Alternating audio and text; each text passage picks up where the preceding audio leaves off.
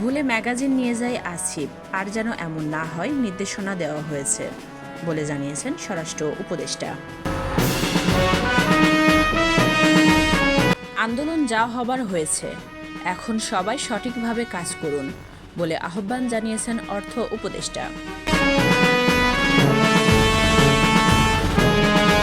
অবৈধভাবে থাকা ভারতীয়দের সতর্ক করলেন স্বরাষ্ট্র উপদেষ্টা।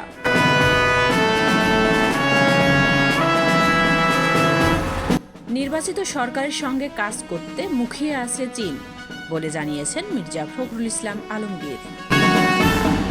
শেখ হাসিনাকে ফেরতের দাবিতে ভারতীয় দূতাবাস ঘেরাওয়ের ঘোষণা জাতীয় গণতান্ত্রিক পার্টির।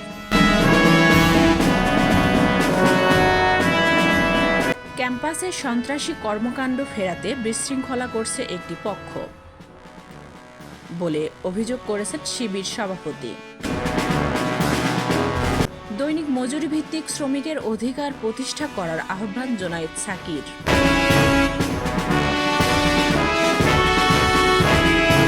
জনগণের আন্দোলনের 1 বছরের আশা প্রত্যাশা পূরণ হয়নি বলে মন্তব্য করেছেন ভিপি নূর। আবু সাইদ হত্যা মামলায় পলাতক 26 জনের বিরুদ্ধে গ্রেপ্তারি পরোয়ানা।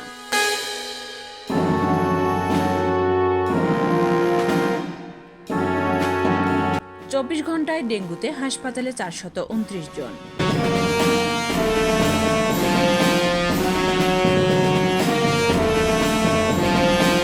দেশে আরও 21 জনের করোনা শনাক্ত।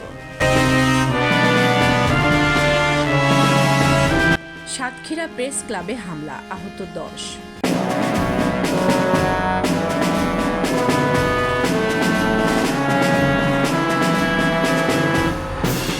মিরপুরে অবৈধ স্থাপনা উচ্ছেদ অভিযান, দোকান মালিকদের বাধা।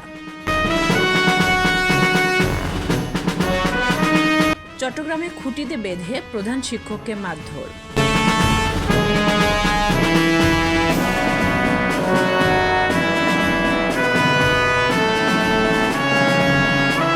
কিশোরগঞ্জের ভৈরবে পাগলা কুকুরের কামড়ে 10 জন আহত।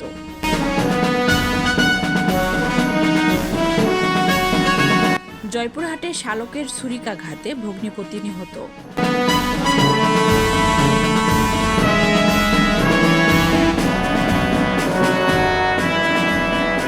গাজীপুরে চুরির অপবাদ দিয়ে শ্রমিককে পিটিয়ে হত্যা, গ্রেপ্তার 1।